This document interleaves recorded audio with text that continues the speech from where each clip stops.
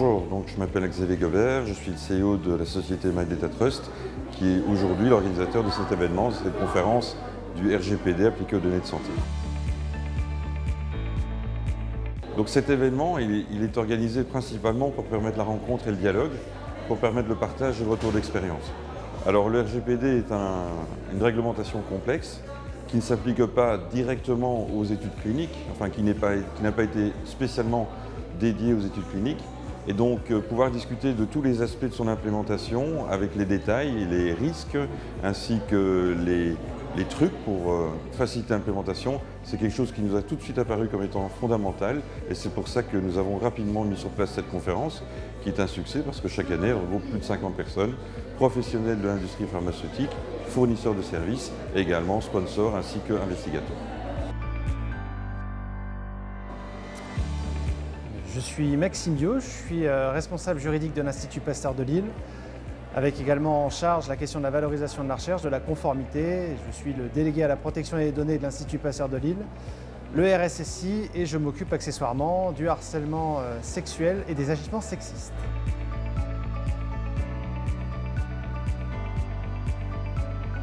MyDataTrust, c'est un acteur incontournable en matière de gestion de la donnée, principalement dans le cadre de la recherche, surtout dans le cadre de la recherche clinique.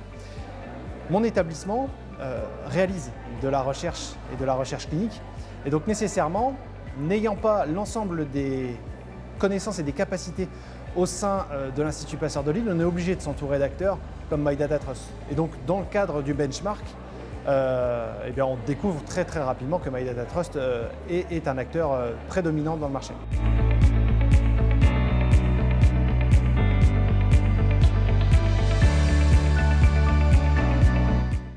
Ce qui m'a motivé à intervenir à cet événement, c'est pouvoir apporter une vision complémentaire à tout ce qu'on a pu entendre et tout ce qu'on va pouvoir entendre dans le cadre de ce sommet, tout simplement parce que la recherche clinique et la recherche biomédicale dans un établissement de recherche académique et académique associé est complètement différente de l'industrie pharmaceutique.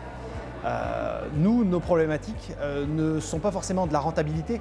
On est là pour servir de l'intérêt général, on est là pour alimenter de la connaissance, de la recherche scientifique.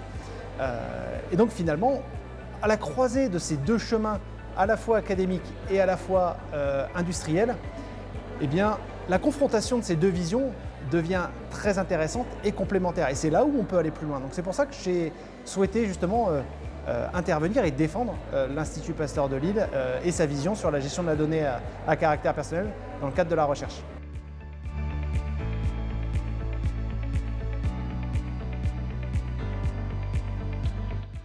Les présentations des différents intervenants sont passionnantes. On a un niveau extrêmement élevé. Les professionnels connaissent parfaitement leur sujet. C'est à la fois extrêmement rassurant et aussi anxiogène, puisque bien nécessairement, on vient à se comparer sur les différents niveaux de pratique et on s'aperçoit justement des gaps qu'il nous reste à combler. Donc c'est stimulant, on s'aperçoit que rien n'est terminé, que tout est encore en mouvement et voilà, comme je vous disais, c'est stimulant et aussi anxiogène.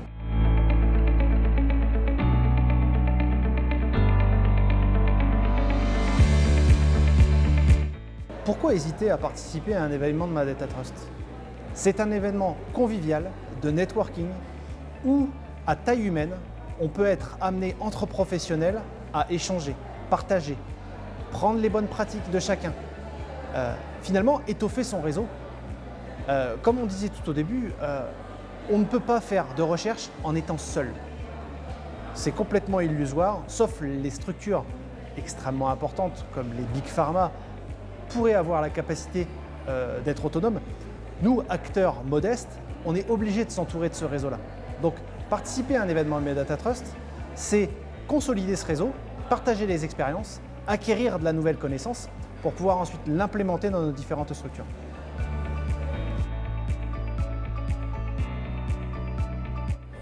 Bonjour, je m'appelle Florent Massonneau, je travaille pour une société qui s'appelle Exolis, qui est une société qui est spécialisée dans le parcours patient connecté.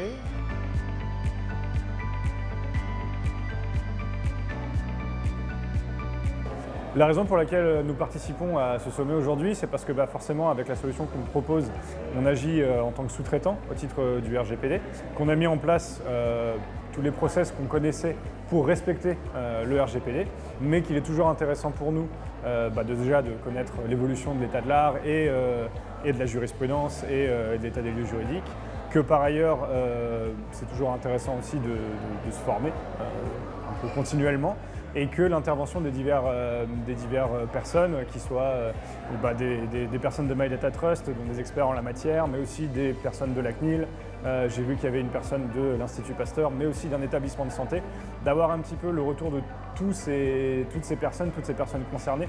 C'est hyper intéressant pour nous qui évoluons dans ce microcosme, enfin macrocosme on va dire, parce que ça nous permet d'une part de confronter nos pratiques à des conseils, et puis aussi de se rester au courant des interrogations, des problématiques et des soucis des gens avec qui on est susceptible de travailler et avec qui on travaille au quotidien. Je suis Grazia Scocca et je travaille en tant que juriste pour l'European Cancer Patient Coalition. C'est une ASBL basée en Belgique et on travaille depuis 2013 pour la promotion des droits des patients, plutôt dans les domaines de la plaidoirie avec les institutions européennes.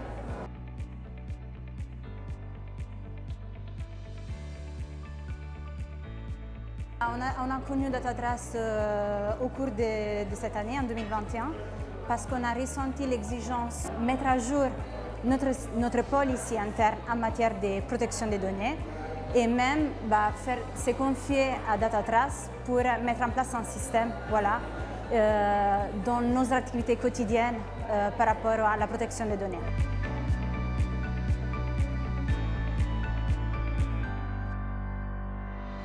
En fait, ce qui m'a motivée, c'est donner ma contribution à cette journée en essayant d'apporter la vision d'une association qui travaille côté patient, un dialogue et un échange aussi que je pense est nécessaire parmi toutes les parties prenantes en fait. Parce qu'aujourd'hui on parle des recherches cliniques, on parle des données de santé.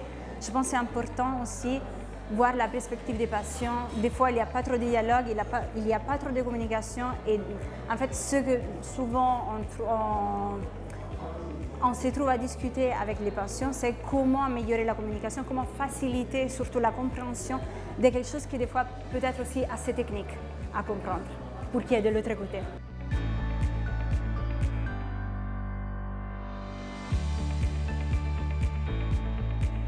Je dois avouer que c'était pas du tout mon domaine de travail et ça enrichit déjà mes compétences, mes connaissances juridiques sur ce domaine et surtout ça m'a donné une ouverture d'esprit surtout vis-à-vis des nouveaux challenges par rapport à comment les données de santé vont être réglées et réglementées dans le futur. Voilà.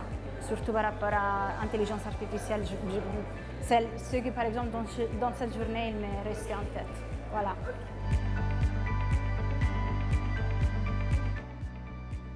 Bonjour, je m'appelle Christophe Tricot, je suis un ancien chercheur en intelligence artificielle devenu entrepreneur. J'ai la chance d'avoir cofondé et de diriger La Forge, qui est un start-up studio dont la mission est de développer les meilleures expertises en intelligence artificielle, enfin les meilleures expertises médicales, grâce à l'intelligence artificielle. Et concrètement, on aide des entrepreneurs à développer des produits en santé, par exemple des ophtalmos pour faire des solutions d'aide au diagnostic, ou choisir des bons implants pour soigner de la cataracte et que les patients ne repartent pas avec des implants, ou encore des médecins faire de la médecine préventive pour que les individus ne deviennent pas des patients.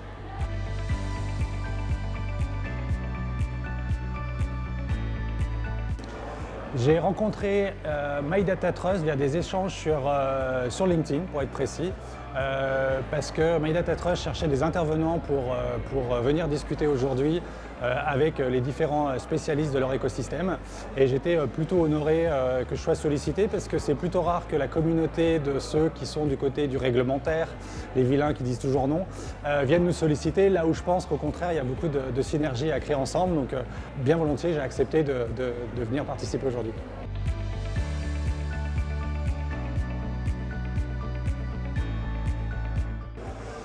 Je trouve que cette demande d'intervention tombe à point nommé pour moi en tant que dirigeant d'un startup studio qui a plein de projets en santé, mais aussi pour l'ensemble de l'écosystème, parce qu'on arrive à une période où la réglementation est un peu moins vue comme un empêcheur de tourner en rond ou quelque chose qui serait une contrainte trop forte, mais de plus en plus comme une opportunité.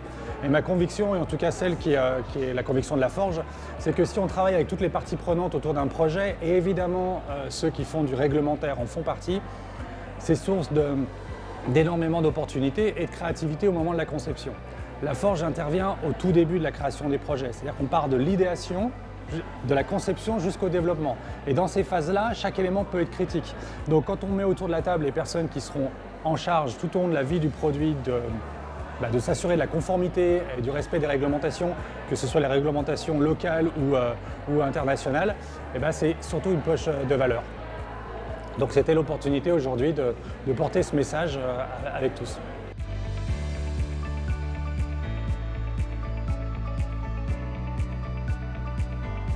Je pense qu'il est pertinent pour tous de s'intéresser à ces problématiques de réglementation, qu'on soit des experts de la réglementation ou qu'on soit lié à la réglementation ou même bien au-delà. Parce qu'en fait, tous les dispositifs qu'on utilise ou qu'on va utiliser, qu'ils soient liés à la santé ou non, vont être très impactés par cela. Et quand je dis impacté, ce n'est pas une notion négative, c'est vraiment il y a un impact qui peut être, comme je l'ai dit, source de créativité ou qui peut être des embûches sur le chemin. Donc on a intérêt qu'on soit un concepteur, un product owner, même un développeur, un designer, peut-être même surtout un designer, un data scientist, on a intérêt à hybrider ces communautés, à participer à ce type d'événements pour être conscient de ce qui se passe, être conscient des trajectoires, parce que la réglementation évolue chaque jour.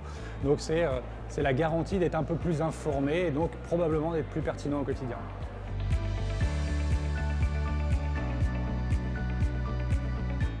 Je me présente, Sébastien Serlet, je suis neuropsychologue de formation et donc à l'université avec laquelle je travaille actuellement, on a développé des applications de réalité virtuelle en santé et on avait besoin de savoir et de comprendre comment fonctionnait le traitement des données et surtout ce qu'on avait le droit de faire avec et ce qu'on n'avait pas le droit de faire pour bien correspondre aux normes de la RGPD.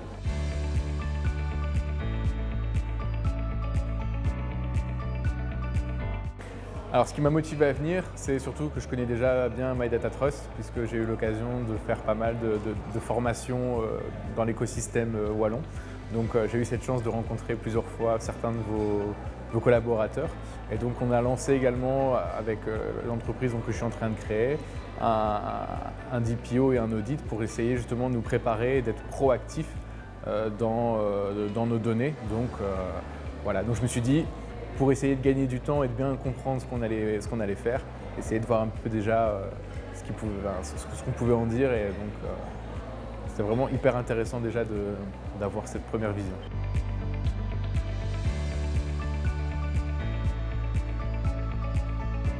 Jusqu'ici, franchement, les interventions étaient vraiment top, très claires, très accessibles. J'avais peur d'arriver en mode les DPO, enfin toutes ces choses-là, les acronymes que je ne connaissais pas forcément, mais ça a vraiment été très clair. On a eu la possibilité de poser aussi des cas un peu pratico-pratiques, donc ça c'était vraiment hyper intéressant. Et je ne dis pas que je vais être en mesure de faire moi-même mon DPO, mais en tout cas ça m'enlève le poids de me dire si jamais c'est moi qui suis bien le référent RGPD de mon entreprise, ben voilà, je sais un peu déjà ce qu'il faut mettre en place et il y a moins d'appréhension du coup pour la suite.